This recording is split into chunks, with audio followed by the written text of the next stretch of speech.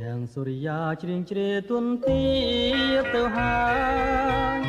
យករំភើយធ្លាក់ចូលមករំងាហើយរុក្ខជាតិប្រងព្រានលើផែនពុស្ភាក៏ប្រែទៅជាស្រពោនព្រៀងក្រមដែលណាកាងក៏ផ្លាងជាទ្វីបងងឹតដោយដួងច័ន្ទប្រត់ពីស្នេហ៍មនោរម្យពេលនេះហើយដែលរៀមត្រូវឃ្លាតពីមុំសូរិយាបាំងភ្នំស្នេហ៍ខ្ញុំឥតន័យអូពេលទីវាវសារសានគ្មានដានជាប់លោកីចិនវ័យដាច់ម្លែគ្មានប្រណីដាច់និស័យស្នេហ៍កម្មវេលា